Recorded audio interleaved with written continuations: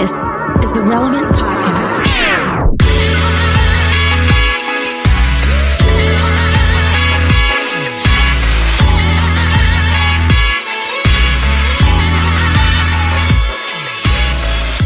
It's Friday, August 13th, Friday the 13th, everyone. And it's the Relevant Podcast here in Orlando. I'm your host, Cameron Strang, and joining me from Loverland, Virginia, it's Jesse Carey.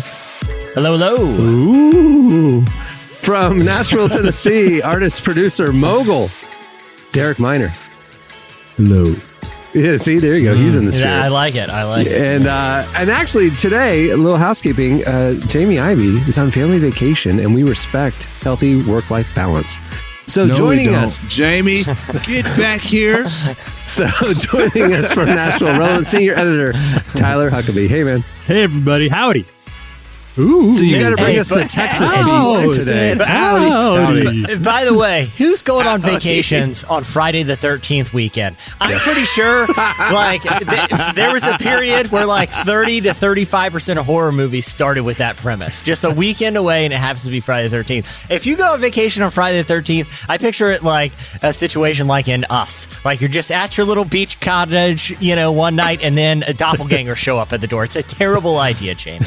Best of luck to you. She's out there right now talking to the family, just saying something like, you don't actually believe all that old Friday the 13th junk, do you? The call's coming from inside the house. Speaking of Friday the 13th, we have a game coming up at the end of the show themed on this. It's called Dumb Luck. Friday the 13th, unlucky, dumb luck. Can I ask you guys, do you have, I know this is a wholesome Christian podcast, but do you have any like Michael Scott, you're not superstitious, but do you have any little things you do that are I don't really believe it works, but I'm going to do it anyway. You never know. The only one for me is sports related. There's certain items of apparel that I've worn. And and the team has not performed the way I would have hoped. So I would not wear that thing the next game. There's a certain jacket that I think is cursed. I'm serious. I think there's this Orlando Magic jacket that every time I've worn it, we've had an egregious loss. A terrible thing has happened. And so I just won't wear that jacket anymore. And I like the jacket. So because better safe than sorry, right? It's probably not true, but maybe it's the mojo. It's right there in the peripheral vision. It's a little shiny. Maybe I'm messing with them. So it's not luck. There could be practical reasons that this works for you. Yeah. Tyler, I feel like you broached this point because you strike me as someone who has several little stitions. I don't think so. I was thinking about it. I don't think I do, other than kind of like you said, there's stuff that I like feeling good today, so I'm going to wear these shoes, it feels more like a internal thing that motivates me instead of something that I think has any actual impact on the world around. You know what does that make sense? Wait a second. Can you please unpack that? When you're feeling good, you wear a certain shoe? It's not like I have my good day shirt. Have your happy shoes? I think I have happy shoes. Yeah, I think I have happy shoes. There are some days you're tired. Maybe it's early in the week. You come out of the bedroom and Liz is looking at you. In one shot, she knows how you're feeling today. She's like, "Oh, he's got the happy shoes on." All right. Yeah, I think that's probably true. She's not. I would have to ask her to double check on that, but I would bet she could tell based on what I've put on any given day. He's in a good mood. Today he's feeling good about today, or Tyler's we're gonna need to take it easy. Give Tyler a wide berth today. It also helps that Tyler wears a mood ring every morning. And so that's it tips his hand a little. That's Tyler an everyday seems thing. Angry this morning. Yeah. Derek, do you have any superstitions? You won't do this or I can't think offhand. I can't think of any. I'm gonna be real. Yeah, I mean, I always heard don't walk under a ladder and stuff like that. I'm well, that makes no sense. I never bought into any of that. It's kind of hard to walk under a ladder anyway. You have to go out of your way to walk under the ladder. You know what I mean? Like a fish in a fish tank. Where do you live that there's just ladders everywhere? I think carpenters came up with that. Yeah. Stay away from my ladder. They're on a ladder and people was like walking by it and they just started making like, they're like, you know what? I know what we'll do. We'll tell everybody that if they walk under the ladder, it's bad luck. Yeah. You're going to die because I'm going to kill you if you walk through my ladder one more time. It's bad luck because you're likely going to bump into the ladder and cause someone to be injured. Like, it's Right. like, it's not like, hey, it's bad luck. It's bad luck to walk out into traffic. I heard that it's really bad luck. You get hit by a car doing it. Like, it's like, no, that's just, maybe we just shouldn't breaking go a on. mirror was probably like moms who had like boys and they were like, you know what? Yeah. But tell them it's bad luck if they break my mirror, and it just kind of the nice living room mirror. Yeah. Maybe that's the hack with masks. Tell people to going outside without a face mask. Oh, that's 7 years bad luck right there, my friend. See, Tyler. Tempted fate. Yeah, all you have to do is put a luck spin on, because the mirror thing too. It's like, yeah, man, I broke the mirror. I got really unlucky. There were shards of glass everywhere afterwards. It's like, well, yeah, let's just do make the mask thing like a luck thing, and I think more people would be into it. Dog, you know what's crazy? It's crazy that like you can post anything that's just, it could be reasonable. Like, all right, I need everybody from Relevant to tell me if this is unreasonable for me to say. Okay. I just need. You've had I quite know, the week. You've had quite the week on Instagram. Listen, if this is unreasonable for me to say, then I am so sorry. I apologize. All right, but let's have I'm going to read a tweet or a post that I put. And right now we're sitting at, let's see, what are we sitting at on this post? We sitting at 4,000 like Comments? we sent out like 200 or 300 comments. Okay. Well, like it's 4,000, it's engaged, like it's really doing crazy. But I said vaccinated or not. So I'm not advocating in either way. Right. I just said vaccinated or not. Cut some weight and boost your immune system. That seems to be the common theme with every iteration of this virus. Wear your mask, social distance. We can get through this together. Let's stop arguing and pointing fingers. How in the heck does that make everyone mad? Because I'm like, I have people that are like, you're not going to exercise your way out of this virus. And I'm like, I didn't say that. And then like, there's people that's like, I'm not getting the vaccination. That's the mark of the beast. I'm like, I didn't say to do either one. I just told you to eat a salad and do some push-ups. That's all I said. Discourse. And then somebody else was like, are you fat shaming? No. Oh my gosh. I just said, guys, we just got to work out. Here's the problem there. You read the comments. You just got to stop reading the comments.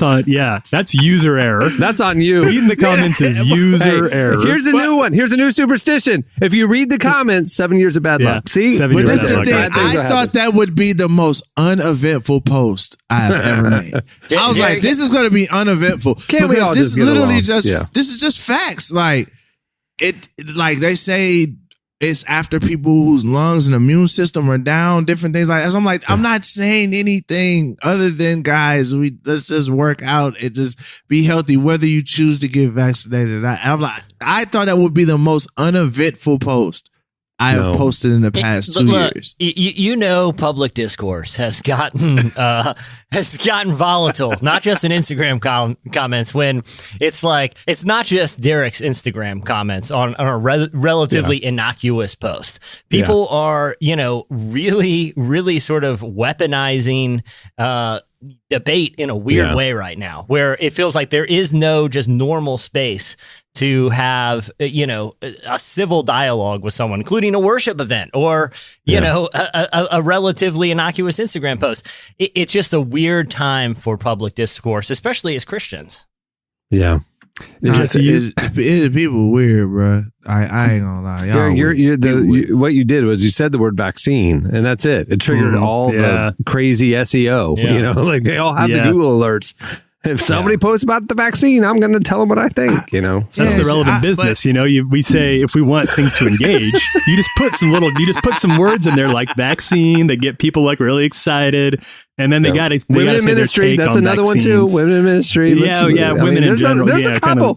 Hey, numbers are a little down. Women in ministry is what? Women in ministry. Women can't. It's controversial. That's not the. There's certain denominations got all sorts that of don't that there's two tiers of Christians. There's the men, and then the women are a lower tier. Oh man, they gonna need to watch the Marvel What If shows. They can see Captain Carter. She was a better Captain America than or Steve Captain Rogers, Britain yeah. than Steve Rogers. She stopped Nazis overnight. Bro, she had a 9mm. I've never seen Steve Rogers with a 9mm. She was out here blowing planes up out the sky. I'm like, man, Peggy Carter ain't the one to mess with, brother. Well, hey, we have a great show in store for you today. Speaking of women in ministry, Jackie Hill Perry joins us later. She has an upcoming book called Holier Than Thou. We talk about that. She gives us some wisdom on how God's holiness is powerful and life-changing for each of us. It's good stuff. Don't miss it. Also, like I mentioned at the beginning, it's Friday the 13th today, so we're playing a brand new game called Dumb Luck. It's going to be interesting. And one of our newest staff members, Emily Brown, downtown Emily Brown, is joining us. So you'll get to meet her a little bit. That'll be fun. And also, we have Slices and relevant news. Stay tuned. Up next, it's Slices.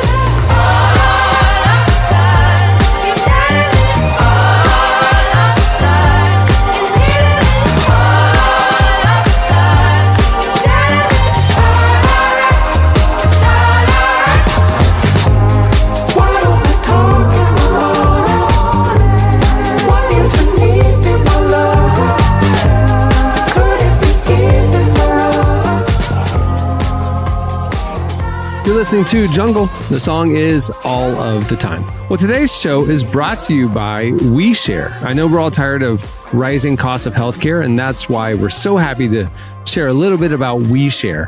WeShare is a health sharing program powered by UHSM, a Christian health sharing ministry. Health sharing is not insurance. These programs are member-based fellowships where faithful people exercise their right to take charge of their own healthcare.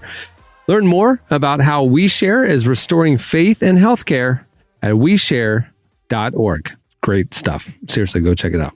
All right, it's time for Slices. All right, what do you have, Jesse? You guys know me, like, I kind of have a conflicted relationship with creative marketing in the internet era. Like, I think it's funny when Steakums goes on Twitter and just to set the world right with thoughtful ideas about, some social issue, or like back in the day when Chili's, developed this strange relationship with the Relevant Podcast, particular our former illustrious producer, Chandler, and sent us a jacket. You know, brands are trying to reach out to people on the internet in ways that'll kind of cut through the noise. Mm-hmm. The recent example that we talked about on here was that promotion where I believe it was JetBlue was trying to get people comfortable traveling again, coming out of the pandemic. And we're sending disembodied, molded hands of Joe Jonas to random people that they could hold as they walk through the airport. The only guy that seems to have received one was a dude who never ordered it and was very concerned when Joe Jonas, like four disembodied Joe Jonas hands showed up to his house without explanation. It's like, I get that this brings attention to brands, but is this the kind of attention you want? Well, I think the creepy, I didn't think it was going to get more creepier than the Joe Jonas disembodied hands, but this week, Little Ceasars, I kind of feel like they crossed the line. I think it's Little Caesars, like Lil Wayne. Little Caesars. Little Ceasar. Yeah. Little Ceasar would actually be a cool name for an artist. Little Ceasar. Especially if he was Greek. Is that fine? I guess. I don't know. So Little Caesars, this to me crossed the line because what transpired was a few weeks ago, they put out like sort of just a random trivia question on Twitter. And they said that, hey, the person that gets it right will get something from us, from our brand. So a Twitter user who also happens to be sort of a TikTok, a minor TikTok influencer. I don't even know what's a good metric for, TikTok views, but, his videos have, 12,000 views of him doing fun dances. He goes by Wes the Ghost on TikTok. He happened to get the trivia question right. And he sent them a DM and said, hey, how can I claim my prize? They said, send us your mailing address and you'll get something in the mail soon. A couple weeks go by, he doesn't hear anything. Then people start sending him a notification and letting him know that Little Ceasar seems to have unfollowed everyone on TikTok except for him. And so it appears that Little Caesars is for some reason stalking this guy who, answered this trivia question right. Well, Little Caesars finally answered him back in his DMs and said, "Hey, we're going to send you something in the mail. We're your biggest fan." He gets a box in the mail. Does anyone want to? So that's the setup. Okay. Does anyone want to guess what Little Caesar sent him in a box in the mail? A pizza. You would think that would be I was going to guess or merch, $100,000 in a briefcase. Any of those would have been, great, and probably the kind of PR any brand would want. Sure. Instead, he receives a box, and like Chandler opening his Chili bomber jacket back in the day, right? That don't forget his free year of eating at Chili's card. Yeah. Mm-hmm. Yeah. So much like that unboxing, this guy opens it and he notices a strange note in there, and it's from Little Caesars. It's on like real Little Caesars printed stuff, and it talks about how much they appreciate him, and said, "Hey, there's a T-shirt in here promoting our new stuffed crust pizza. We really want people to dig stuffed crust pizza." And it says, "We also stuffed a life-size doll that looks exactly like you in honor of our stuffed crust pizza. P.S. Did we get the face right?" He opens the box. There is a life-size doll of him wearing a Little Caesars T-shirt. Oh, no. I mean, it is his body and his face stuffed into a box.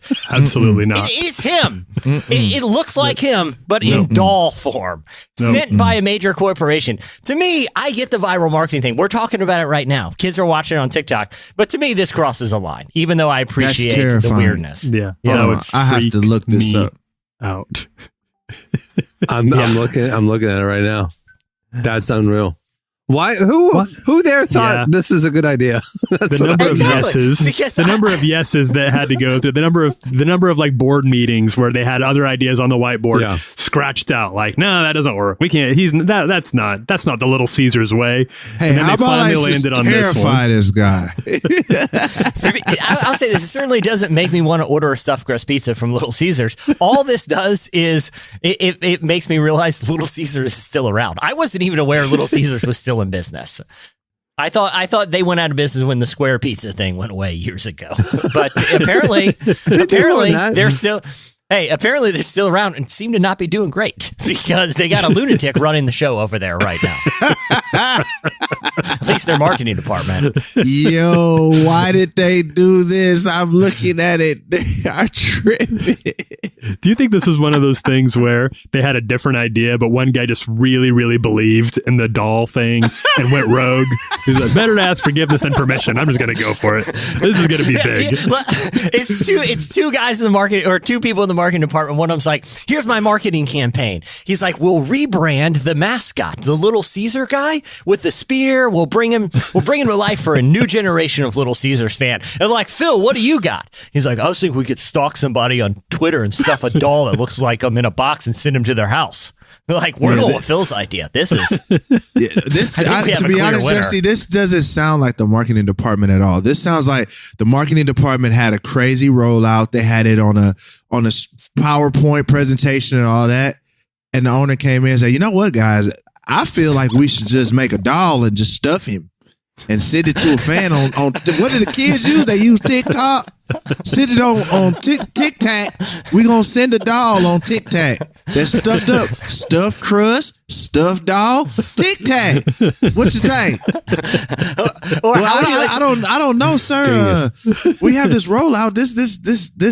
I think this is engaged as well thought out. But the kids like TikTok though. They like TikTok. Do the TikTok thing. And the CEO just does you keep talking. I like this guy. He thinks big. or like you're the CEO and your HR person comes up to you one day. You're the CEO, Little Caesar, and the HR person's like, sir, I have some uncomfortable news for you. We were doing some background checks, and it appears we've hired a legitimate serial killer for the director of marketing. What do you want to do? He's like, I don't know, man. It's really hard to find good people these days. So you can't hire anybody right now. I guess we got to keep them around. Yeah, it's fine. What's the worst he could do? He's not going to kill anybody. He's going to just like make make a doll and effigy of one of our users and follow only this one user on TikTok to creep everybody Stuff out. it in a tiny box. And then send him notes. And it's what? What's Little wrong with Caesar's that? Gate. That's what we're going to call this when we look up. And somebody's been breathing outside my window at night. It's just the doll. Little Caesar's head of It's the marketing. doll. Breathing, no. How's the doll breathing? Annabelle situation. The mist. Yeah. The mist is on the window. Why is there a man in a toga standing at the end of my driveway every night? Oh, it's just the new Little Caesars thing. It's okay. It's Little Caesars got a new. They got a new Supreme coming out, so they're spreading some buzz. Just Those spreading some 90s buzz. characters were terrifying. The like with Noid? pizza. The Noid was the most terrifying thing. They're like, we're bringing the Noid back. I'm like, no. The whole point was avoid the Noid. Let that mug Getting die. annoyed. Those McDonald's characters, Hamburglar, like the What was Grimace? Hamburglar- Like, what was Grimace? Like, What it was just Grimace? Yeah. Period. It was An just a purple unholy thing. Nothing God made. Yeah. Yeah, that was all. Even Chuck E. Cheese, we've talked about the animatronics. What was up with that, man? Like, Yeah. what the heck? Yeah. Yeah. It's All right. Different time in marketing. Yeah. Think about it. In the 50s and 60s, every brand had to have a little cartoon mascot and a jingle. I Yeah. mean, that's like everybody had to do. I feel like the 80s was like the end of that era, and they didn't know how to transition, or update it or whatever. And I think that's why we got some weird mascot stuff. Yeah. Thankfully, It went from the Mad Men era of like jingles to now let's simulate a crime. It's like, you know what I mean? Like, oh, this is getting weird. We're cut off Joe Jonas's hand. I don't know. Let's do it. all right, what do you have, Derek? So, obviously, we found a new host for the Jeopardy show. Yeah. Who they end? I didn't see. Who My did they man end up Alex with? Trebek, R.I.P. to Alex Trebek, one of the sauciest The king. guys, man. Yeah. Passed away, so he got some really big shoes to fill, right? So we had Aaron Rodgers was up there, Anderson Cooper, he had a shot. My Ken man Jennings. LeVar Burton.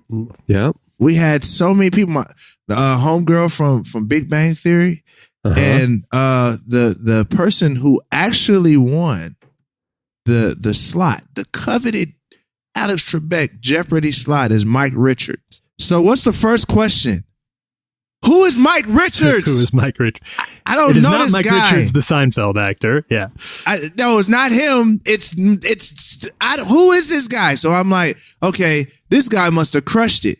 Yeah, he's the executive producer of the show. Wait a second. Hold on. Incredible. Hold on. I love this. We're gonna enthrall America with a year of celebrity hosts and just trying to figure out the right one. We're gonna get everybody talking about it, and then I'm going to appoint myself the host of my show. Yes. Wow, Bruh, he did it. This was the most. We are This was pleased the to announce- craziest setup in the world. This is definitely how black people feel when they go to get hired. They like, yo, they strung all these people in, but we knew exactly who was gonna get the job. Oh, and no. it was me. the boss's son. I'm sorry, Anderson Cooper and Aaron Rodgers, you are now black. It's a similar situation when the psychopath CEO of Little Caesars installed himself as head of marketing. Like, it was the same energy. I can't believe that. So he's the executive producer of Jeopardy, and instead of all these potential hosts that everybody's been clamoring for, he just appointed himself. His movement was LeVar. Like, LeVar had energy behind him. People wanted LeVar Yes. Burr. And Ken Jennings, the number one winner of all time. Ken was the other one. Yeah. Yes. Yeah. Both of who are like the exec producers, like, I'm just not seeing it, guys. I think you know what we need. You know what? This show needs I'm my not energy. a behind the scenes guy. I'm an in front of the scenes guy. I'll show you on the biggest stage in game shows. It reminds me of I'm kind of behind the scenes, in front of the scenes. Remember when Dick Cheney was put in charge of figuring out the who should be vice president for George W. Bush, and after a year-long search, picked himself for it. You know what? That's exactly it. I do it. If you want something done right, you got to do it yourself. That's pretty much what he said. But isn't the actress, and I don't recall her name, but the actress who was on Big Bang Theory and Blossom, I believe she's Bialcom or something. Bialcom. I think that's it. I think they announced after the Mike Richards things, and it got a less than enthusiastic response from Jeopardy fans. I think they announced that she's going to be hosting as well. I don't know if it's going to be two co-hosts at one time or they're alternating. Tyler, did you read that? So my understanding is that she'll be handling like a primetime spinoff of the show, but Mike Richards is doing the usual daily, the Jeopardy that most of us are familiar with, the daily format is there is going to be a celebrity version of Jeopardy with her hosting. Yeah. Which was like conciliatory, I think, on their part, because nobody was happy about when people said Mike Richards. Everybody was like, A, we don't like this guy. B, apparently he has some kind of shady lawsuits in his past, which really puts out a bad message. He has discrimination lawsuits of hiring people. Like, but are you serious? Producer says, but the executive producer stands by the decision. Nevertheless.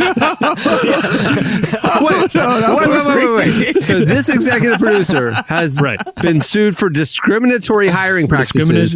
Went through a whole hiring process for the Jeopardy host and appointed himself the guy, and this is his pattern in his career. And now has to stand by his selection of himself, despite the outrage that is justifiably coming their way for the. I'm going to read it. It says, Richards has also faced criticism for his involvement in past employment discrimination lawsuits involving women who worked for The Price is Right during his tenure as executive producer there.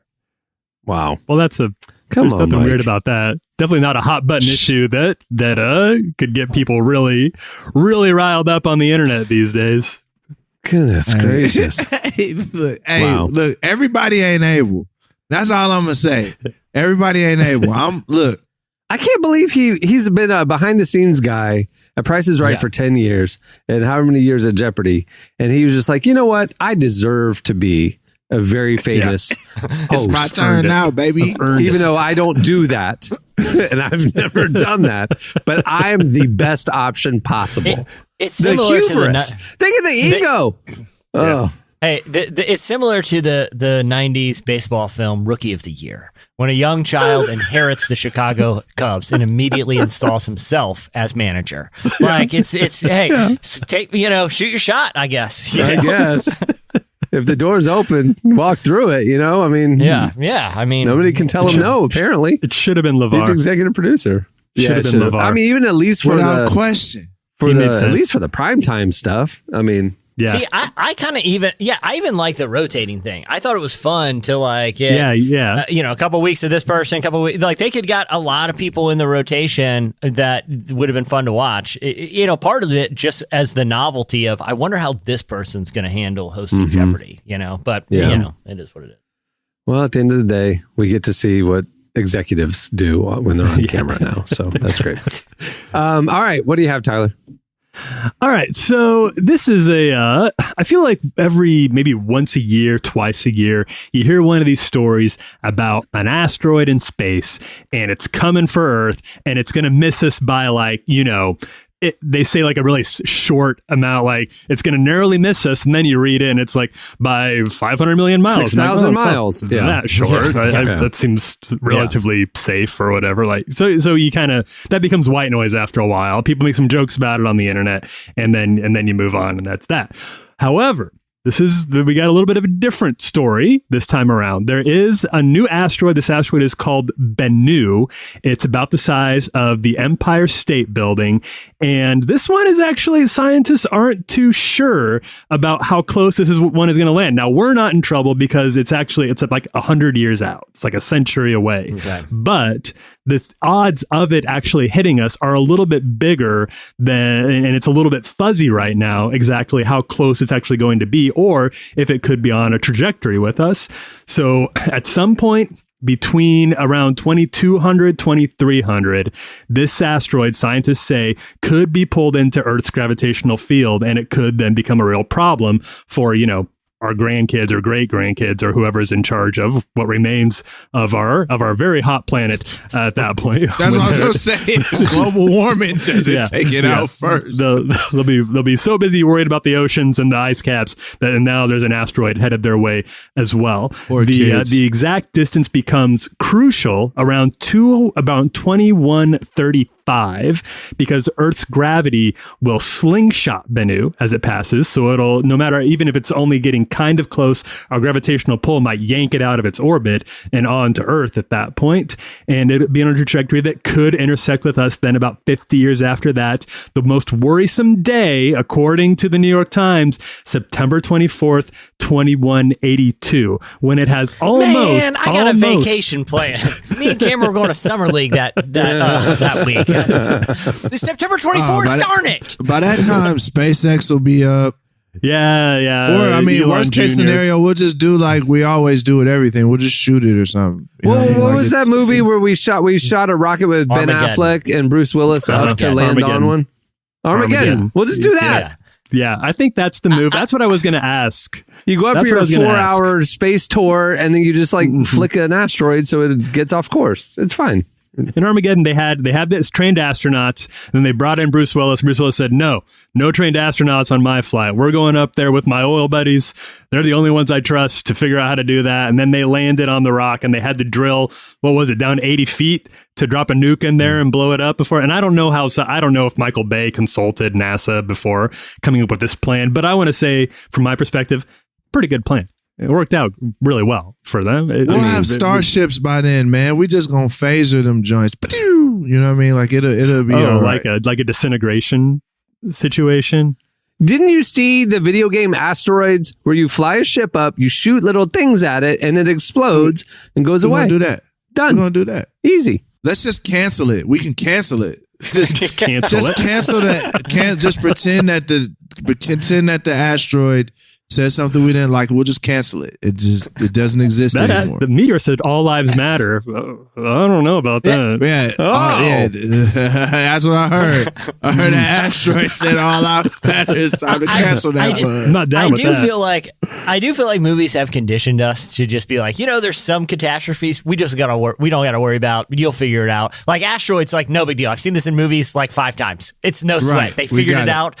Every time. It was a great movie. And Aerosmith wrote a real banger for it. So bring it on, Asteroid. It was fine in the movie. Or like zombies. That's like, most of humanity, but the cool people, they're just fine. They started a new civilization. We've just been conditioned not to worry about stuff. We ain't figured the zombie one out yet. The zombie movies never end well. Like it's always like, is you by yourself. I've never really seen one. Have they ever had a situation where all the zombies were eliminated and life went back to normal? Never. I think so. I think it's always like the good guys kind of figure out how to get by. Like they figure out but it's never there's still zombies out there. Yeah, but I'm just saying, every time I watch a zombie movie, I'm like, there's no way I'm getting eaten by a zombie. I'm not going to be zombified. I will lead the outposts of humanity or whatever, Right. When I watch those movies, I just never am like, I'm the guy that's going to be mauled by a horde of zombies. I don't know. World War Z, I felt that way until I saw World War Z. And then I was like, oh yeah, there's no way anybody would survive this. This is impossible to survive. World War Z had fast zombies though, and that's a problem. If the zombies are like slouching towards you, I feel pretty good about I have times to figure something out. But fast zombies in World War Z, man, that's a them problem. Crackhead zombies in World War Z, bro. Them junks was like, See, maybe I just have irrational confidence, but I feel like there's no way I'm not outrunning a zombie horde. I don't care how fast they are. And, I've seen the movies, there's one good guy with like a nunchuck or a broomstick. He can clear a whole room of zombies. No problem if he knows what he's doing. Okay. We all seen it. I'll be that guy. That's the only character I can relate to in those films. I'm sorry. Where do you go? Do you hide out in do you hole up in a grocery store so you got access to food? You got like 2 big entrances that you can keep an eye on. You don't have to worry about checking all the other exits all the time. The glass. You got to deal with the glass. That's a lot of glass. Yeah. No one thinks of this in the zombies movies. Look, humanity's burning. It's a free for all. You just take a sweet yacht, go park it about 100 yards offshore, and you're just living yacht life for like a year till the zombies die off. Okay. And meantime, you're just hanging out on the yacht. Wait, how do zombies die off? Do they eat and stuff? No, they keep going. Bro, you are going to die on the yacht and be a zombie on the yacht. And they're not getting out there. I'm gonna be blasting. No. You're going to starve to death. No, I'm in the ocean. It's full of fish, and I got a refrigerator on the yacht. It'll be great. There's no water. Well, the other thing too is, hey, you got to go mega yacht that has the helicopters on it. So then you can have the helicopter to hop out, get some supplies and gas, and come back. And then it's all salt water. You're going to be a prune. No. The huge mega yachts can desalinate the salt water. Yeah. So you got unlimited fresh water. I'm just chilling. Mega yacht. Yeah. You just need fuel and food. If you can get a big yacht out, if you can get a Jeff Bezos size yacht out there, then I like your odds. But that's a lot. There's a lot floating that goes into island. That. Where are you getting the fuel from? You got the helicopter. If you go get supplies at the Costco, and then you land on the roof of the Costco, you drop in, get what you need, and that's how you get killed. That's when you get killed. In life or death situation, you could put me in almost any vehicle, and I feel like I could figure out. Don't the zombies? I'm again never seen one. Don't they congregate to populous areas because they're looking for people to eat? I would think so. Go out to the Costco from Montana. There ain't nobody. Those zombies are out there in Montana. They've all gone to the urban centers. Then you have to look out for the crazy people that are roaming the countryside, because as you learn in every zombie movie, it's humans that are the real monsters. Some people just can't handle it. They crack. They snap. They become more dangerous than the zombies. And in Montana, you're already close to that in Montana anyway. Like those people are just hoping for a zombie apocalypse to give them a chance. I'm telling you right now, in the zombie apocalypse, Derek, all that freedom and liberation stuff I was talking about is over. I'm about to go join all of the Make America Great Again people with all the guns. Like, hey. Wait, do guns work on zombies? Do guns work on zombies? I don't even know. Headshot. It's got to be a headshot. Hey, look, so it's not like a Dracula, you have to do a wooden stake through the heart or anything like that? You just got to do a headshot. All them boys can shoot. Remarkably easy to kill. They've been prepping the whole time. They ain't got no mask. They ain't been vaccinated, so they not zombies. True. I'm like, look, guys, true. Hey, look, I know, we had a tattered past in the past, but look, bro, I'm here. I can help y'all. Like, so question. Now they're the undead. Is there a time limit? Is it the actual decomposition that corpse has experienced? So these are only people that died like in the last year? Because if it's multiple years, it would just be skeletons. Or does it mean all time everybody who's ever died and is in the ground will get reformed into this state? Nah. Now, it just depends on the you kind of see it both ways. The version. Because if it's the former, where it's just recent deaths they still have their flesh on them, then there's a finite number of those zombies out there. And if they die by guns, we outnumber them. And so we can take care of the situation. It's billions of people, though. But not that have died in the last year. Tyler, do you have? I know you're a comic book fan, and you're probably more familiar with the source material than the TV adaptation. But in Walking Dead, I mean, that show has been going on for like a decade now, almost. Mm-hmm. I think exactly a decade. Yeah. How do they handle the passage of time when it comes to the zombies start, or do you know? I'm assuming you've read. I feel like it's kind of loose mechanics in there, but my understanding it's kind of like it's a halfway between what Cameron and Derek are saying here. Like there's enough like raw meat material out there for the zombies to keep infecting that there's constant waves of there's fresh zombie waves coming in all the time because another community will get infected and people are done. As we've seen, you can't really trust humans to act in their own best self-interest during a pandemic, zombie or otherwise. So just because we sitting here rationally can figure out what a best practice would be, that doesn't mean everybody in America, let alone the world, is gonna fall in that same practice. I'm immune to zombies. I'm fine. Yeah. Well, in Walking Dead, everybody's infected too. So it's not if you get bit. It's just if you die. It's in the air. Like if you die, that's what happens. So. That's a big issue too. We're seeing legitimate civil unrest right now over discussions of whether a third grader needs to wear a piece of cloth on their face for 4 hours a day. There's no way we're handling a zombie apocalypse well. Oh, yeah, it's taken a very minor thing to watch social order just dissolve in front of us. Lord of the Flies. That's what it is. Lord of the Flies. Humans, the real monsters. Remember. Remember. All right, that'll do it for Slices. Stay tuned. Up next, Jackie Hill Perry joins us.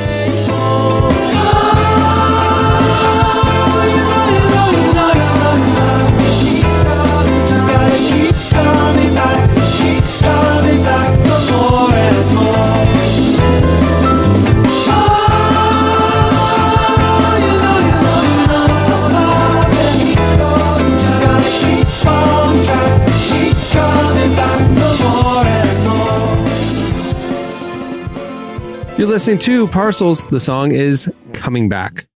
Well, today's episode is brought to you by podcast creation platform Anchor. If you haven't heard about Anchor yet, it's the easiest way to make a podcast. First of all, it's free. There are custom tools that allow you to record and edit your podcast right from your phone or computer. Anchor will then distribute your podcast for you so it can be heard on Spotify, Apple Podcasts, and every major platform. The cool thing is you can also make money from your podcast with no minimum listenership. It's everything you need to make a podcast in one place. Download the free Anchor app or go to anchor.fm to get started. Well, our guest today is Jackie Hill Perry. She's a best-selling author, poet, speaker, and teacher. She and her husband, Preston, co-host a podcast where they discuss all areas of life. Jackie has a new book coming out on Tuesday titled Holier Than Thou, which explores the importance and power of God's holiness. She sat down with our very own Emily Brown, who we mentioned earlier, to discuss how our understanding of holiness impacts our view of God in addition to our walk with Him. Here's our conversation with Jackie Hill Perry.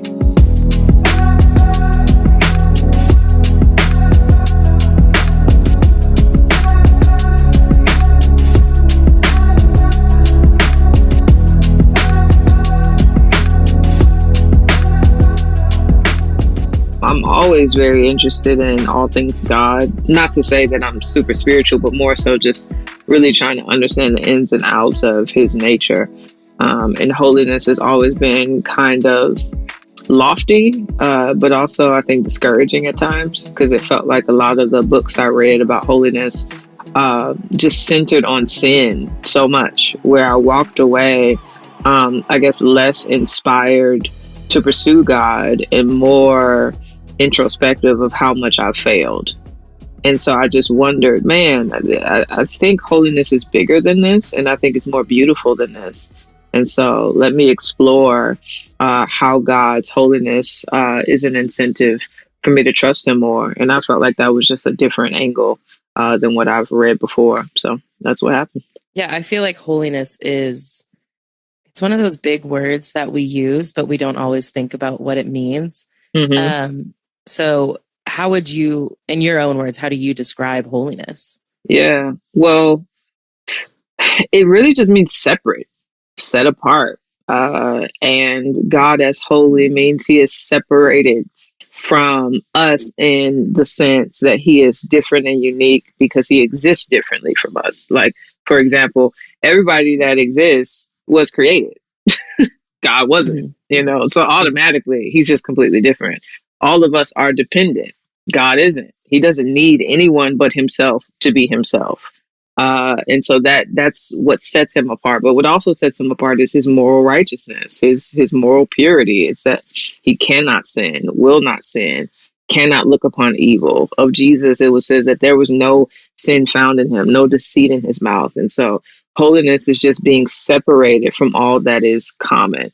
We become holy insofar as we become like God. And so I think many of the ways that holiness has been framed, especially those who have a holier than thou posture about themselves, I think they are the ones that have kind of discouraged or limited our view of holiness in more ways than one. I feel like one thing I hear a lot too is that set apartness that God has. It almost makes Him kind of like unattainable or unreachable because He's so set apart. But then we also look at scripture where it says, draw near to Him and like to go to Him. So, how do you balance holiness with how do you balance having a right view of God with having a right relationship with Him? Yeah. Because there are two extremes. There's the extreme where God is so transcendent that there is no nearness or intimacy. And I think you can see that in some fundamentalists relationships with God, where they know all the things, but their faith seems dead. You know, there's no zeal, there's no joy, there's no power in the way they live out their Christian faith, in the way they talk about their relationship with God. But then there are those who become so familiar, he is so close and so near, that they begin to treat him like commonplace, where there's a lack of reverence, right? And so I think to hold the tension is faith. It's to say that, man, God is high and lifted up, but he has also came near to me through Jesus Christ. And so, yeah, that's the thing. Have reverence, but lean into the fact that you're also supposed to have a relationship. Do you think that there's something within our culture that kind of keeps us from viewing God's holiness like, you know, the rest of history has? I imagine so. Because I think what it boils down to is distraction and the lack of meditation. Like I remember I was on a panel and a pastor, it was talking about teenagers, but I think this is all of us. And he was saying how most of us go to bed with our phones in our hands, right? And how the last thing before we drift off to sleep that happens is that we have our phones on. And he was like, imagine 20, 30 years ago, in that space, people just had quiet. And so there was room for meditation, and there was room for prayer, and there was room for just contemplation about spiritual things or good things or not so good things, you know? And I think there's something about that where our lack of stillness, I think, affects our ability to think deeply about God and the things of God. And so, yeah, I would imagine that the people that came before us just had more time to think deeply about stuff. And therefore, that's why they produce these works that we are all trying to drink from. You know, I don't want to give away the book, but, you know, it's about how God's holiness can teach us to trust him more. So in your experience, how has leaning and learning about God's holiness kind of grown your trust in him? The best way I'll describe it is, you know, as like humans, we really don't trust each other. and rightly so sometimes, you know, because I say in the book how we know ourselves enough to know that because we are sinners, everyone has the potential to hurt us. Everybody. Maliciously or not maliciously. The people we love most hurt us too, right? And so I think the really intriguing and fascinating thing about God is that his motives are always pure. Always.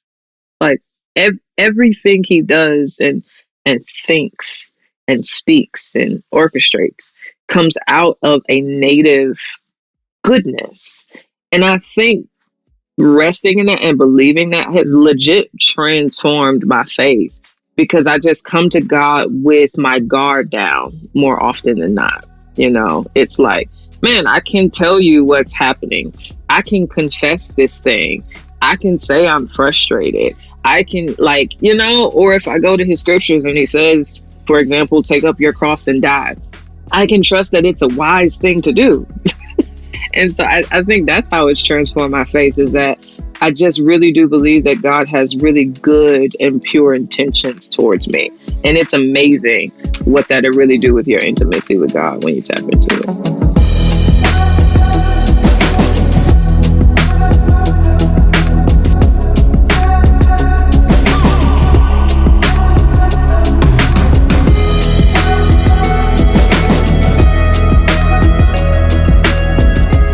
That was Jackie Hill Perry. Hey, you can hear more of that conversation over at relevantmagazine.com. Don't miss it. Go check it out. Also, make sure to get her new book. It's called Holier Than Thou. Goes out on Tuesday. All right, stay tuned. Up next, it's Relevant News. But it's a battle inside. I've never felt so far from something in my life. To fall from these heights, I need somewhere to settle down and find my feet. You go from being so entitled. You're listening to Jelani Aria. The song is from These Heights.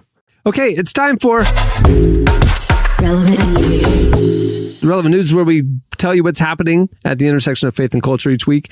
Tyler is our senior editor and is covering all that stuff on our site and our socials.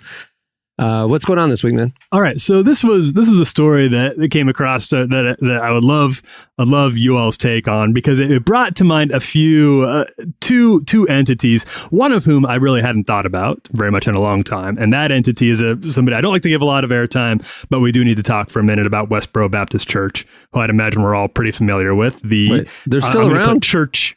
I mean, yeah, I know. I kind of thought that they had, and I don't think they're around. Please put church in quotations. Yeah, they're not the same cultural force they were, like 2011, 2012. I feel like those guys were everywhere, and they were, they would show up at like soldiers' funerals and various generally good things, and they really just like to cause problems with very angry signs about how much God hates America and hates you, and judgment is coming, and it was really just felt like a very performative trolling form of like quote unquote Christianity. I think we're all pretty familiar with them. They really, since their founder Fred Phelps passed away, they have not had the same reach, and I think most news organizations have very wisely, including Relevant, chosen to ignore them for the most part, and that's the best thing you can do. The reason that we are talking about them today is because they evidently are in a long-standing feud with the Foo Fighters. Dave Grohl and the rest of his band, whenever they're in Kansas, Westboro shows up with their signs and they start protesting the Foo Fighters concert. And I don't know what it is, they don't really need a reason, but I don't know what the Foo Fighters exactly do that makes them think that God hates the Foo Fighters, especially, but rock and roll, that's man. a belief that they have. Heaven's Gates, Hell's Flames, man. They rock just a little too hard. He's got the long hair. Yeah, he rocks a little too hard. He rocks harder than other rock bands. Yeah. They can't. Yeah, you got to cut off the head of the snake. Exactly. Yeah. You got to go for the heart. We got to have a limit to how hard we're rocking here, okay? We can't just be rocking that hard. The Bible was very clear. Yeah, the Bible's very clear. Once drums enter the equation, you're already in sin. But you put a saucy guitar lick. Yeah, how loud the amps get. Yeah, that's. Yeah. And Dave Grohl is a drummer by trade. That's his first job was as a rock and roll drummer. So maybe that's why as well. He's like, we can't have a front man who is also a drummer. That's just too much sin for one band. Mm-hmm. So in any case, whatever the reason is, there's been a long-standing feud here. Now, apart from this, the Foo Fighters. And I don't know, Jesse, I know you're a big Dave Grohl fan, so maybe you've been following this a little bit. Do you know that the Foo Fighters have started their own spin-off cover band of the Bee Gees called the DGs? DG for Dave Grohl. I have not. Do they just perform Bee Gees covers? It is just Bee Gees covers. They dress up in like Bee Gees, like leisure suits and suit paraphernalia, and they look very different. But they curl the hair kind of like you would in the 70s instead of it just being long rocker hair. And they play Bee Gees songs. And I don't know. I think they do separate tours as the DGs. I don't know if these are as well attended as Foo Fighters concerts, but they've entered kind of the I would think not. Who cares stage of their career. They can do whatever they want. Yeah, like the I was once in Nirvana stage of their career. Like it doesn't matter at this point. I got my cred. Yeah. Yep. So those are our two players here, and the Foo Fighters showed up. They played a concert in Kansas. Sure enough, Westboro Baptist was on the lawn, ready to protest them. And this time, the DGs decided that they weren't going to take this protest. They were going to ignore the protest. They were going to take it sitting down. And in fact, they got out a flatbed truck. They put their full band on the back of it, like you see in the parade. So they're out there playing. They rolled by the the Westboro protest to play a show for them. They played the Bee Gees hit "You Should Be Dancing," and Clark, I think we even have a clip of Dave Grohl's little speech that he gave to Westboro Baptist before they started playing. Ladies and gentlemen,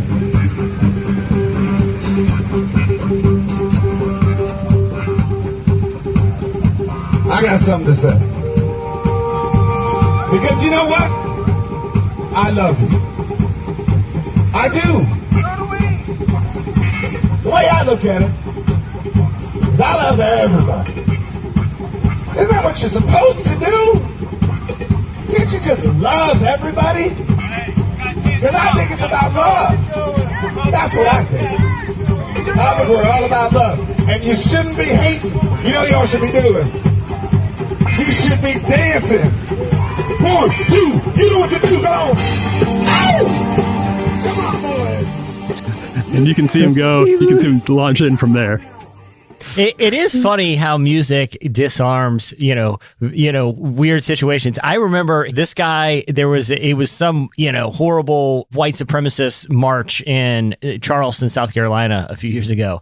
And one man with a sousaphone really helped change the tone of that. When he marched behind the KKK, just going womp womp womp womp with a giant. Yes, I remember that. I remember that. And it's like it really changes the dynamic of a hate march at that point. Like the comedy factor is pretty surprising.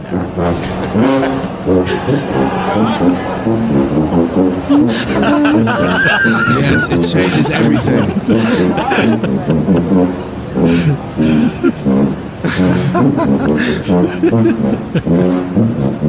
They're so mad. It's like you're ruining our vibe, man. Blood and Soil doesn't have the same ferocious power to it when you got that. Oh my gosh. That soundtrack to it. That's so All good. right, calling on musicians, go mess with trolls. Yeah, that's not a bad. I love it. It's not a bad idea, and it is like Grohl's little message there. Like it's all about love everybody. Like I don't think that's necessarily the like it's maybe a little bit woo woo for like actual theology, but I am impressed with anybody who can stand in front of Westboro Baptist and say I love you while they're saying you should go. Like that takes a lot of courage and it takes a lot of character. And you can see if you watch this video, you can see there's a lady with a sign that it says God hates you, and she's trying to like stand firm, but you can see her hips moving a little bit. She can't stop. She can't stop the beat. She can't quite turn it off. God hates you. Listen, the Bee Gees are catchy. Okay, the Yeah, Bee Gees are catchy. hard. It's The Bee infectious. Gees go hard. Yeah. They go hard. Yeah. By the way, speaking of Westboro Baptist, Megan Phelps Roper, who was a part of the the Westboro cult, who defected years ago, she was recently a guest. There's a really great pod called A Slight Change of Plans with this neuropsychologist, and it talks about the change that she experienced in her life. But it's really interesting, not just from the psychology aspect of the conversation. It's really interesting, but when she talks about what was the impetus for her change and leaving that cult was people, basically showing a degree of graciousness and kindness with her, even when she was only returning it with hate, and even when, people, when they would respond to her, it was within good faith and good natured. That's what led to her change, not fighting hate with hate, but, taking this really kind of kind and thoughtful, while still standing firm in your belief approach. That's what led her to change. Tyler, have you interviewed Megan before? No, we've discussed it a few times, and she's always very responsive. Or back when she first defected and then wrote a book about it, I did reach out a few times, and she was always very pleasant to talk to. But still, ultimately, I felt like at that time she did not want to go public with her story. Yeah, that's what it was. It was for the magazine, and what it came down to, I remember there's no images. She didn't want to, so we had nothing to show in the magazine. Yeah, even if she talked to us. I think she also had some worries about she doesn't want to be known, understandably, as the cult girl forever. That was a very dark part of her life, and not something she wants to be associated with. Yeah. Yeah, but if you do want to hear her, I mean, this is years. I mean, that conversation with her was probably a decade ago almost. But if you want to hear a recent one, where she is kind of opening up about it, just because they're kind of in conversation right now, and honestly, going back to our discussion earlier about just the state of discourse about what kind of conversations and what tone actually can affect change in people. It's not hostility or kind of one-upsmanship. A lot of times it's just thoughtfulness and kindness and giving people a little grace to vent. And, that's what led to some change in her life. Yeah. All right. Well, that'll do it for Relevant News. For all the latest, follow us every day. We're posting all day long, every day, over at relevantmagazine.com. Facebook and Twitter gets all the content. Every once in a while, we post on Instagram as well. Follow us. Okay, stay tuned. Up next, Emily joins us for our new game, Dumb Luck.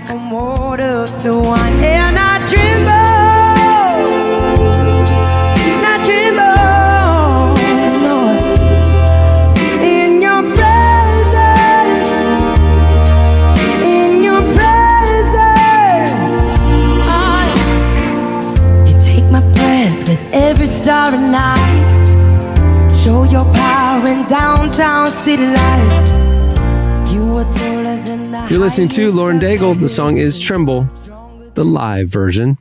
All right. Well, it's Friday the 13th today. So it's time for the debut of Dumb luck. Dumb luck. Dumb Luck. A little Monster Mash vibe for the very... Clark, is that your voice in there? Oh, yeah. It is. Clark it is the GOAT with these intros. Clark, can I get a full-fledged Friday the 13th novelty song from you? Like, I can't. That's too short of a clip. I need the whole song. You need the whole thing? Well, we can play it again. I mean, if y'all want to hear. Yeah, just put it on loop. Yeah. Dumb luck. Dumb luck. That joint kind of scary. I ain't gonna even lie. You know what I'm saying? That's Friday the 13th. It's supposed to be.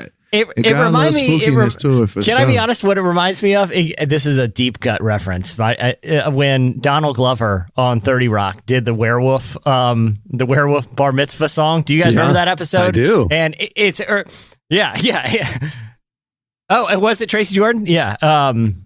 It definitely throws those vibes. So congratulations, Clark. Well, a little over 1 in 10 Americans do actually believe that Friday the 13th is either definitely or probably unlucky, with around a third of Americans saying that they're either somewhat or very superstitious.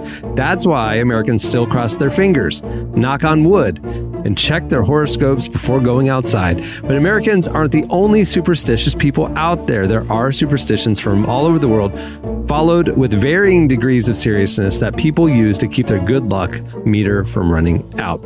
So just like in America, most people in these countries don't really believe these superstitions, but some do. And the legacy has lasted long enough that they're often part of the cultural fabric.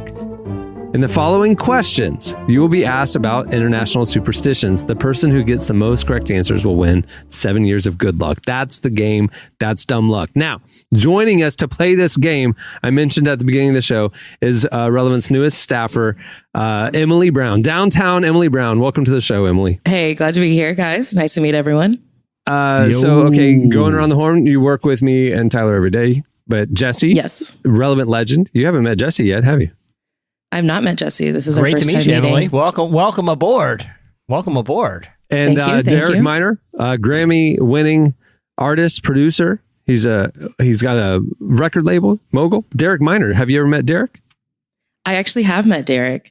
He's not going to remember this at all, and that's really okay.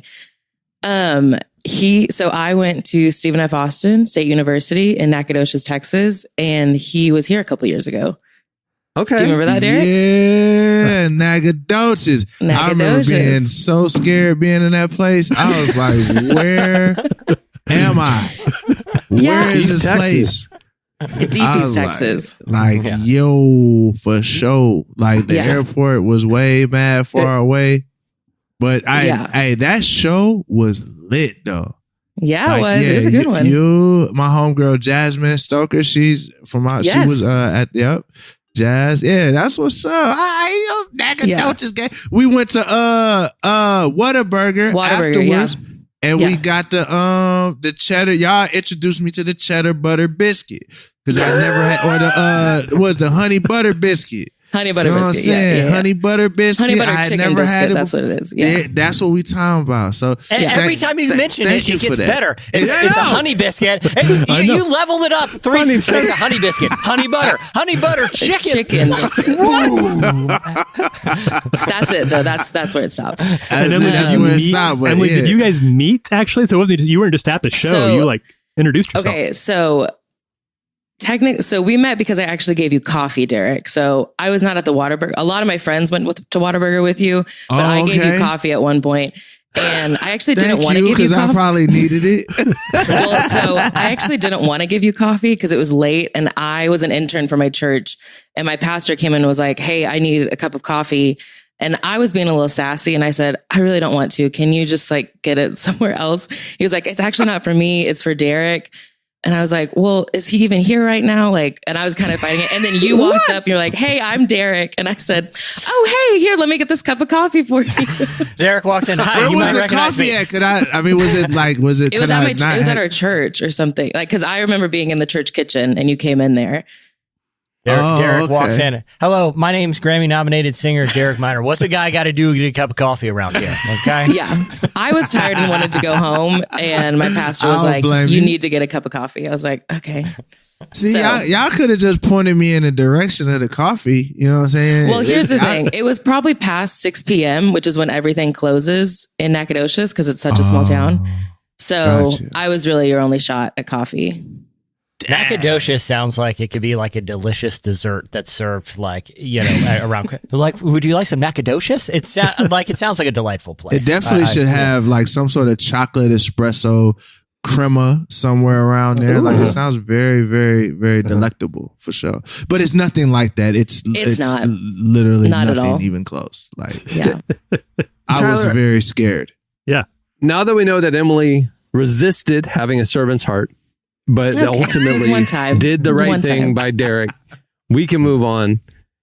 Play the game. I don't know what the lesson was. Like, be sassy to your pastor, but then when the guest walks in, snap to attention and be helpful. I don't know what the lesson is. Me and my pastor are good friends, so it was not mean. He knows my heart. I was just tired. Your heart is being lazy. Your heart's like, I don't want to. No. Hold on. Put a little too much dip on your chip. Pastor, I don't have any other way to say this, but if you ask me for a cup of coffee again, I will throw a scalding hot cup right in your face. Now just back up. We're friends. I can say this. We're friends. Don't worry about it. I was an intern. I was tired. I just wanted to go home. I did not want to make a cup of coffee. Did you enjoy the concert, though? Before we move on, did you enjoy the concert? Oh, yeah. It was so good. It was awesome. Yeah. The Derek Minor hype lives up. Derek shows do live up to the hype. So, all right. Okay, here's what we're doing. Since Tyler wrote the game and I'm hosting the game, Tyler's going to sit out. It's going to be Jesse, Derek, and Emily all verse each other. Okay. Do it. So we got multiple choice questions, which is Tyler's love language. It's multiple choice. And we'll just go around the horn. All right. First up, Jesse, here we go. While birthdays are usually associated with good times and fun memories, in Russia, it's considered bad luck to A, have a birthday on a Friday, B, be friends with someone with the same birthday, C, get a happy early birthday wish, happy early birthday, or D, celebrate your birthday in someone else's home. Which one in Russia is bad luck? All of this. I hope it's not celebrating someone else's home. That'd be a bummer. I mean, you just have to sit home on your birthday. You can't go anywhere. I would say it seems plausible to me that it would be bad luck for to be friends with someone that has your same birthday. That seems like something that could be a thing. Actually, if somebody wishes you a happy early birthday, it's bad luck in Russia. Right. That seems like a very nice thing to do. Just get it out of the way early so you don't miss it. That's what I always say. Hey, Derek, here's yours. You're up. In Mexico, an old superstition says placing two mirrors facing each other may A, reverse time, B, open a doorway to hell, C, awaken love, or D, bring courage. Oh, it's definitely doorway to hell. Yep, that is correct in Mexico. If you face two mirrors together, it's going to open a doorway to hell. For sure. Probably true. That's terrifying. That's not just true in Mexico. Never tried it. Yeah. I think that's in the Bible. I think that's See, here's the problem. Okay, this is the problem with that one, which this is why I would tell y'all that this ain't true. Because I'm bald headed and I shave my own head. And the only way to do it is I have to put one mirror behind me so I can see the back of my head. So I've been having mirrors on mirrors for a couple years. And it ain't opened no doorway to hell yet. Tempting fate. Listen, I read the Bible. I know better. So, Emily, you're up. Here we go. In Japan, leaving your chopsticks in a bowl of rice is said to bring bad luck because A, the resting chopsticks look like the number 4, which is unlucky in Japan. B, the resting chopsticks look like gravestones symbolizing death. C, the resting chopsticks suggest you won't finish your meal, which is rude. Or D, it's not bad luck to leave your chopsticks in a bowl of rice in Japan. What is this question? That's a Tyler question for sure. My goodness. I've never even thought about where I leave my chopstick. Well, you don't live in Japan. Yeah, I guess that's true. Okay, what was the third one? Third one was the resting chopsticks suggest you won't finish your meal, which is rude. I don't know why. I feel that one. Let's go with that. The answer is the resting chopsticks look like the number 4, which is unlucky in Japan. You made a 4 in your bowl, and therefore bad luck. There you go. Can I just say, when you first read that question, I thought you said your chapstick. And I was like, this is an oddly specific superstition. Like, how often is people just dropping used things of chapsticks into bowls of rice? This is a weirdly specific thing they're concerned about here. Yeah, I'm sorry. Enunciation. All right, here we go. Jesse, you're up. In many countries, the gift of a knife or a blade can be said to sever the relationship. However, this curse can be broken if you give the friend a blank in return. So if you give the gift of a knife, it's going to sever your relationship. But if you give the friend a blank, the curse can be broken. Is it a feather, a horseshoe, a stone, or a coin? Why would you give any of those gifts? I mean, you'd like, hey, buddy, thanks for this great Cutco. I've been using it every night. It's a fantastic fantastic blade for my kitchen. I'm sure it costs you a lot of money. I appreciate it. Great early birthday present. Here's a feather. What scenario is this? I mean, I'm just going to go coin here, but none of this makes any sense to me. Coin is the correct answer. You're on the board. I like it. All right. So right now, Jesse has 1, Derek has 1, Emily has none. Right? Am I correct? For now. Yeah. Yeah, for now. Nice. For All now, right, for sure. Derek, you're up. In the Philippines, you should always make time for a pit stop instead of going immediately back home after a blank. Is it first date, funeral, job interview, or doctor's visit? Definitely first date. No, funeral. You have to kind of get the juju off of you. Get the juju off of you, for sure. Yeah. Oh, that's all right. dark. Well, it's Friday the 13th. Yeah, all right. And, these are so dark. and Emily, you're up. Here we go. In Lithuania, it's frowned upon to blank indoors. Frowned upon to blank indoors, since doing so is believed to summon evil spirits. Is it sneeze, cuss, whistle, or snap your fingers? Lithuania. Gosh, I want it to be snap your fingers because that's just kind of funny. I'm going to go with sneeze because that's like an old... whistle. The answer is whistle. It's going to like beckon them like a pipe. Whistling is terrifying though, for sure. Yeah. Wait, why is whistling terrifying? Well, listen, because every serial killer whistles before he kills people. Is that a fact? One night before dinner, it was very late at night, and I heard whistling, and I looked out, and there was a man in a toga at the end of my driveway whistling. And it turns out, Little Caesars was just offering a 2 large for $10 deal that night, so it's not a big deal. Yeah. But it is unsettling to hear in the middle of the night. For sure, for sure. All right, Jesse. The Germans Free love cheesy bread. the Germans love to cheer to your health, but you must never do this, or the cheers is actually a wish of death. Is it? Oh, wow. Look the person you're cheersing in the eye, cheers with water, touch your glass to the table after you cheers, but before you drink, or clink the glass before you finish saying cheers, or in German, Prost. I would say clink the glass because it'd be very weird. The answer of cheersing not from health, but is a wish of death is cheersing with water. Water. The Germans love beer. Come on, guys. Yeah. You should know that one. Yeah. I think Big Beer came up with that superstition. You know what I'm saying? Yeah, Like, exactly. That Yeah, feels that like a seems big beer fishy. thing. Yeah. Natty Light. Natty Light was like, Natty look, Light we gotta spreading the fix rumors. this. Hey, you're at the bar. You're going to kill people if you drink water. You need to order some. Don't never cheers water. To be safe, don't drink water at all. Just Natty Light. Get this good old Natty Light, baby. Derek, I'll say this though. I don't think anyone's ever poured a Natty Ice into a glass. Like, I don't think anyone's ever cheered that. It only comes in giant tall boy sizes. That's And, it. Them natty Ice, boy. I'm telling you, bro. I know some people that be gone off them things, bro. All right, Derek, you're up. In America, it's bad manners to put your shoes on the table. In Britain, it's bad luck because shoes on the table are an open invitation for demons to start walking in them. B, suggest peasants think they should stand taller than the queen. C, were thought to harbor rats during the Black Plague. Or D, used to be a way to tell a family that a member had passed away. These are heavy. It's Friday the 13th. What you say was the question? Can you repeat the question? So in America, it's bad manners to put your shoes on the table, but in Britain, it's bad luck to put your shoes on the table because one of those reasons. I think I'm going to go with D. that it used to be a way to tell a family member that a member had passed away, or tell a family that a member. That is correct. I don't understand it, but that is correct. That is savage. That is savage. Imagine walking down to breakfast and be like, why are grandma's shoes on the table? Please tell me that a demon is in the market.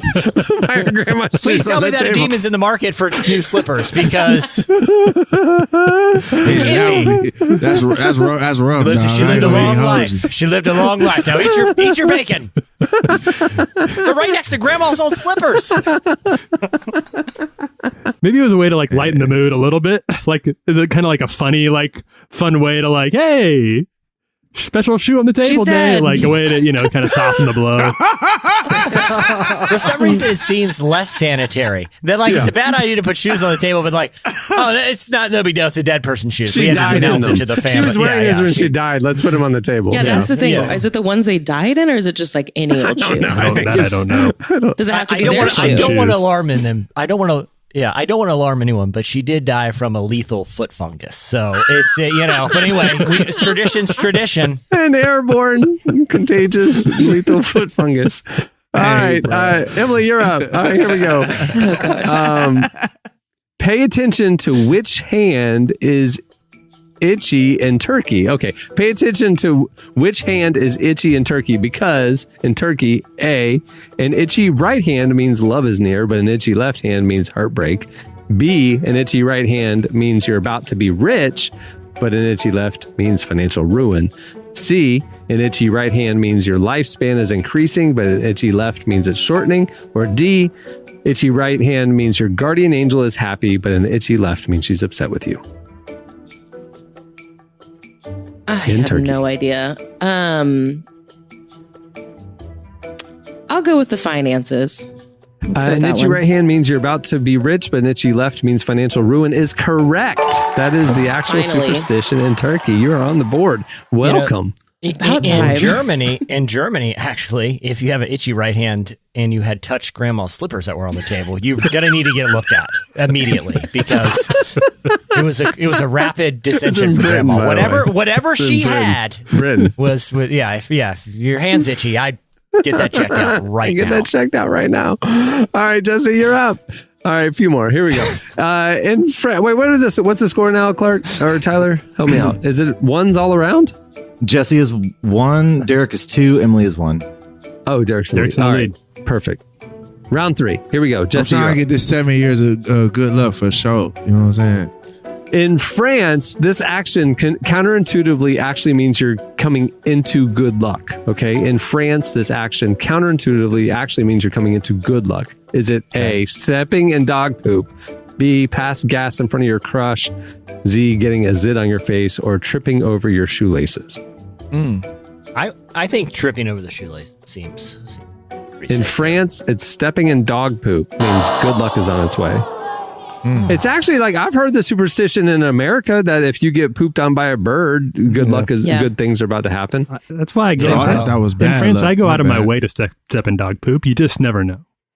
Yeah, listen. I just look around. I feel like that was someone trying to make lemonade out of lemons. They were like, "Oh, I stepped in dog poop, but it's good for me." You stepped in dog poop. He's like, it means good luck. I'm happy about it. That's definitely how that happened. For sure. Listen, I know it was already concerning that grandma's slippers were on the table, but grandma was French and she was a very lucky person. So those things were contaminated. That's what I'm trying to say. I feel like grandma's slippers is going to stick with Jesse for a long time. He's not going to give up on that one. They're contaminated. She was French. It's like the song "Grandma's Hands." She was French and very superstitious and had like 8 dogs. So you do the math on that. Derek, you're up. Here we go. In Syria, one superstition became so widely believed in 1933 that this toy was actually banned in Syria in the belief that they caused droughts. Okay, there's a superstition that this toy caused droughts. Hula hoops, puppets, yo-yos, or roller skates. 1933. What was it again? So What's in the Syria, options? in 1933, the superstition was so widely believed that this toy was actually banned on the belief that it caused droughts in Syria. Okay. Hula hoops, puppets, yo-yos, or roller skates. Hula hoops, puppets, yo-yos, or roller skates. I'm gonna go with yo-yo. Yo-yos is correct. They banned the yo-yos because the yo-yos clearly caused the droughts that the country was experiencing. Hey, look, don't ever underestimate growing up around a bunch of Southern superstitious people, brother. It's like a sixth sense to me of how I'm figuring these out. You know what I'm saying? It's calling to me. Feel me? All right, Emily, you're up. Pay attention to what color of That's flower. just white people ain't never scared of nothing. Black folks scared of everything. Don't be doing that. You don't be scared. White people don't be scared of nothing. Y'all be jumping off buildings, connecting yourself to robots and stuff. You flying in outer space, almost getting to space. Black folks be scared of everything. We scared of heights, dogs. Y'all got all, you know what I'm saying? That's what it is. That's why I'm able to do this. You feel me? On such a high level. All right.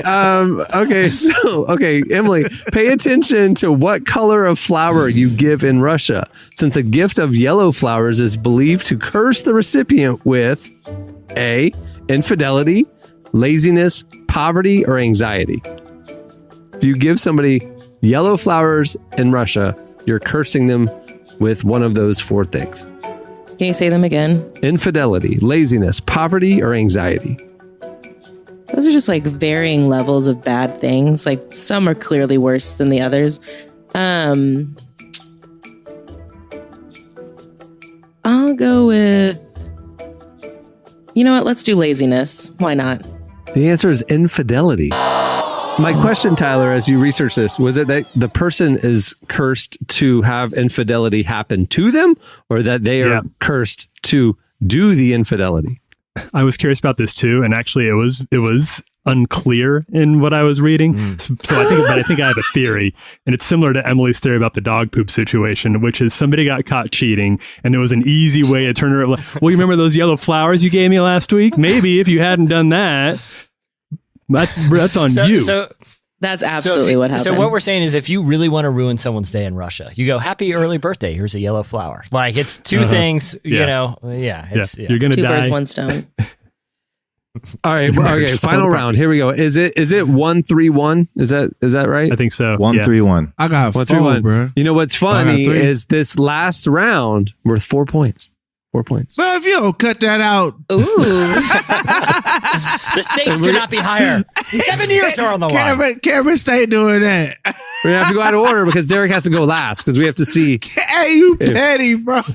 No, just this is run it bonus up. Let's round. go. I don't know. Hey, it's here in front of me. Let's go. The executive producer of this game told me that that's what we're doing for the final round.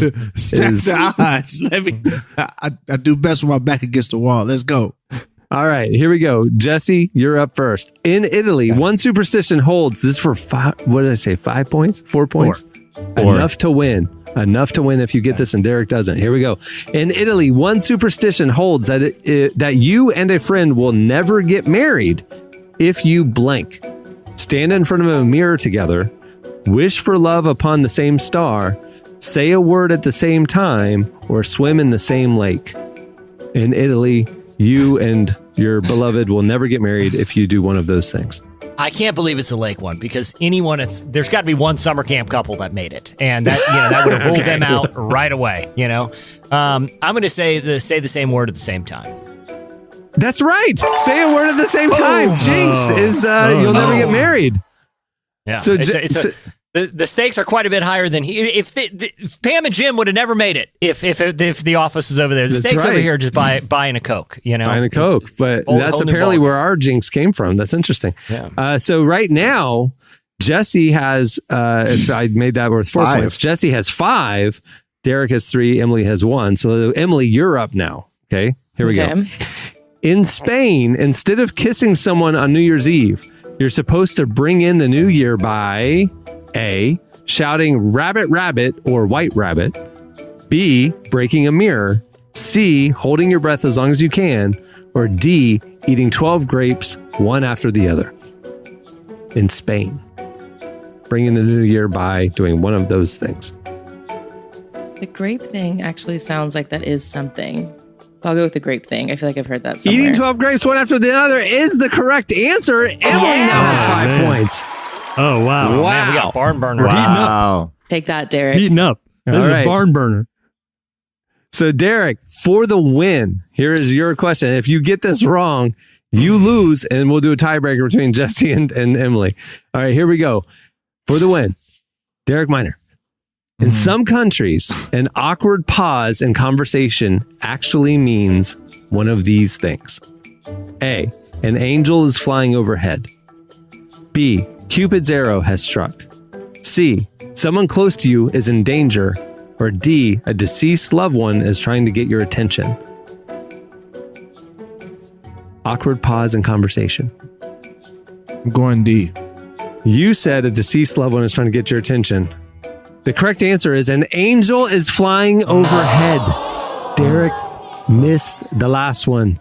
We are going to a sudden death between Emily and Jesse. I see how y'all fix the rules. We all know who the real, you know what I'm saying, superstition The executive producer expert is. situation. But I'm gonna let y'all have y'all little runoff real quick. You feel me? Listen. Let y'all have your little all I runoff. know is I'm prepping for a great 7 years. That is, thank you, friend. Even if you sandbag that one for me, I appreciate it. Sorry, Emily, this is mine to lose. Yeah. Okay, so a little behind the scenes, real quick. Clark will stitch this together. You don't even know what just happened. About 7 minutes, I just went away.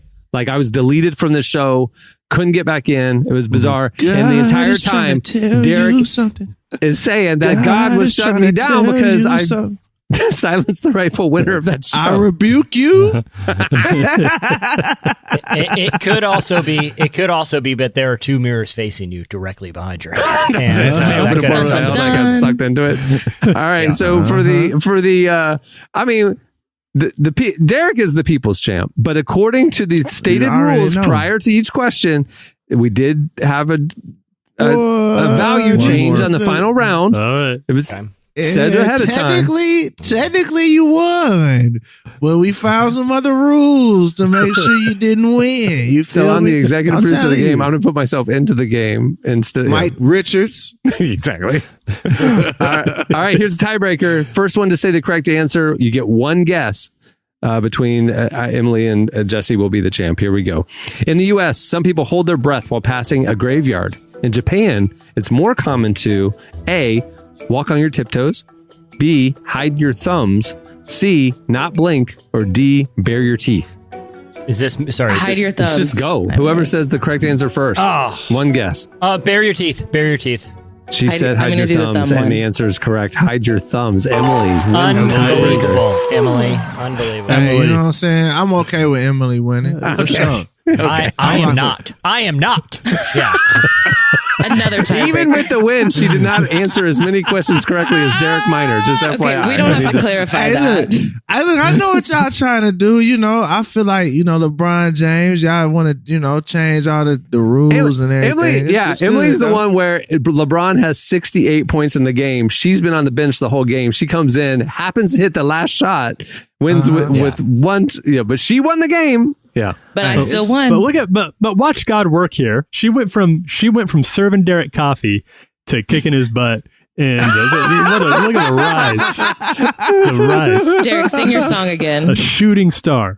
God is trying to. I'll be honest. I feel like we're all kind of winners here because we've all learned a playful way to let our families know that our grandma has died. Oh no! Why are slippers out? No! All right, that'll do it for the debut of Dumb Luck. I need the full. I need 3.5 minutes. Yeah, of dumb luck. Well, thanks to Jackie Hill Perry for joining us today. Her new book is called Holier Than Thou, and it's available on Tuesday.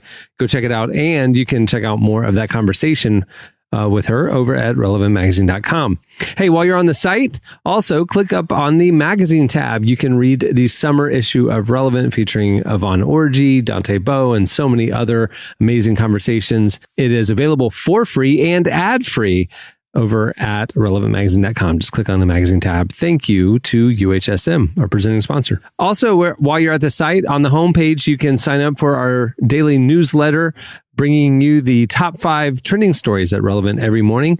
You can sign up right there so you don't miss anything. Well, you'll miss some of the stuff, but not the good stuff. You'll get all the good stuff. Also, while you're at the site, head over to the faith section and check out our daily devotional series, Deeper Walk. It's presented by Lumo.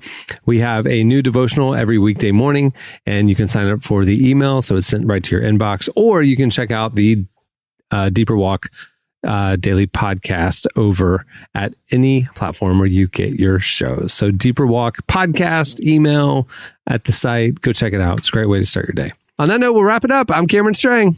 I'm Jesse Carey. I'm Derek Miner, and I'm having a pop-up in Nashville for Hello Marshmallow. When? From 11 to 4. When? Details. August 15th, Sunday. August 15th. If you're in What? Nashville, from 11 to 4, we got gumbo, we got vegan gumbo, we got hot chicken, we got hot cauliflower, we got beignets, we got cupcakes, and it's really, really hard for me to do this little challenge that me and Cameron are on. Mm-hmm. But I'm abstaining, Cameron. What about you? I'm on it. Yeah. I'm doing good. I'll call you. Where was the pause? Did an angel fly over or something? Or no, have you been eating bread? Hold on. No, this is for real. And in counseling this week, my counselor was telling me, like, you have this thing where you're all in or all out. You burn too hot, you burn out, and then you don't sustain it. She's like, if this shift is important to you, you need to not go crazy. You need to actually build it in that it's a sustainable level. So she has me working out 4 days a week, not 7. And she added journaling to mine and stuff. So I have done everything according to our challenge, except I haven't worked out 7 days a week. I've been doing 4. So okay, I've been doing 5. I've been doing 5. Okay, so there you go. Okay, that was my pause. I didn't want to be like, yeah, I'm doing it, when actually the truth is. Okay, so, you know what I'm saying? Okay. Anyway, I'm proud of you, man. It's challenging, man. It's hard. I mean, it is. There's days I don't feel like it.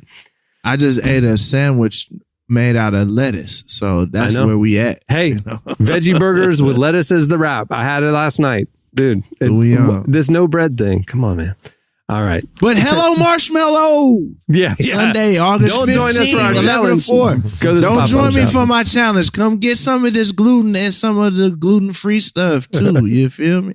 There you go. I'll be there, and I'll be there. Come on down. Come on down. If you're in Nashville, say hi. Tyler gonna be there. If you're in Nashville, come pull up on us. Last time he had a pop-up, he had celebrities like Prop was there, I believe. Mm-hmm. I think Jamie Ivey came through. This pop-up, you get Tyler Huckabee. Hey, pull up on us. It's going to be good. It's going to be good, bro. I was trying to like banter, and then it came out. It just sounded really mean. I'm really sorry, man. I didn't mean to say that. It's a little wrong. People are on the fence. I thought we were going to jump. I'm waiting for the prop one. I'm sorry. I did not mean to do that. I'll wait for the propaganda one again. That one sounded fun. All right, Tyler, say goodbye. I'm Tyler Huckabee. And there's Emily. The winner. I'm Emily Brown. Downtown Emily Brown.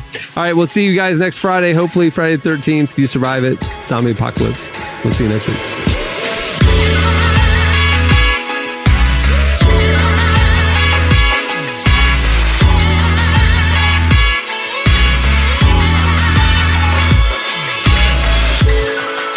Thanks for listening to the Relevant Podcast. Check out our features, interviews, and news updates every day at relevantmagazine.com. And make sure to follow Relevant on Facebook, Twitter, and Instagram for the latest. For more great podcasts, browse the shows on the Relevant Podcast Network, which you can find at our site. And while you're there, don't miss the all-new era of Relevant Magazine. A new issue releases every other month at relevantmagazine.com.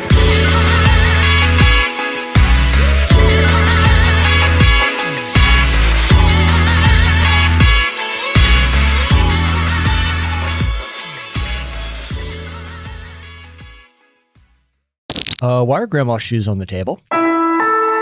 Relevant Podcast Network.